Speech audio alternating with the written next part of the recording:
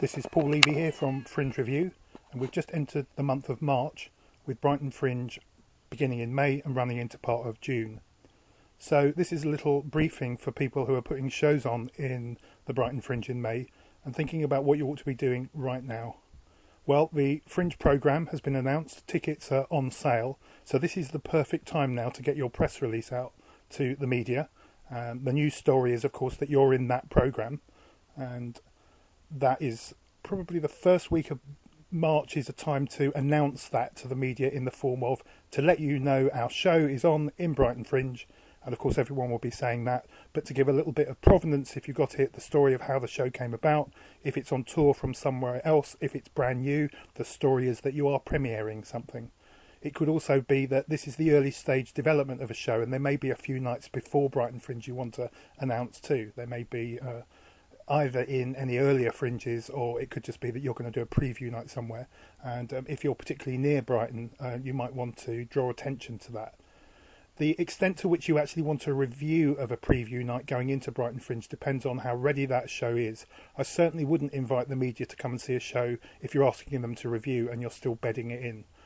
But it is a good way to hit the ground running, to get an early review if you were playing, for example, around Brighton Worthing or Lewes or Eastbourne or even London a few nights before Brighton Fringe. That's something that happens a lot at Edinburgh Fringe, to try and get some early reviews in. Now, does that mean you're not going to get a review from the same reviewer at Brighton Fringe? Well, that's the risk you take. If you get a really good, outstanding or 5-star review, really positive feedback from local press in your area, that's probably a better bet than trying to get the Brighton press to come and see your show outside of Brighton. So the clear thing here is that if you've already got reviews, then you should be putting them in your press release to Brighton Fringe media, people around Brighton such as FringeReview, Fringe Guru, the Argus, the Latest. And the chances of you getting a national review are still there, and they do come down and see some shows, so it won't do any harm to write to the stage and even some of the nationals to let them know that your show is going to be on during Brighton Fringe. So that press release shouldn't be too long. It's probably better if you are not attaching huge files. It's better if you're not linking to Dropboxes. What with this world of clicking on links and finding that your account has been hacked, the media don't tend to like that. And they need to know who you are if they're going to trust you to link them to a Dropbox folder or a Google Drive or so on. So I would suggest at this stage, just do your announcement. You can have an image which is embedded in the email, which is better, and make it very clear that higher resolution images are available. Don't use hype. I've said this before. Don't say everything is amazing, because in the end, no one believes anything. Be accurate about your show. So that's the first thing, is to get your press out to the media.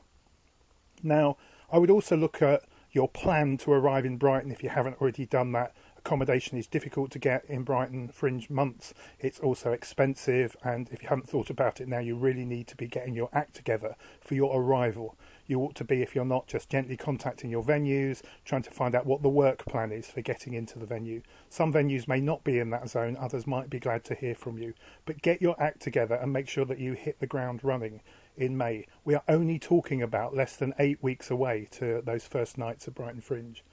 And so it's worth getting that all out and thought about now, including if you're going to have flyers done. It's better to book those earlier than at the last minute.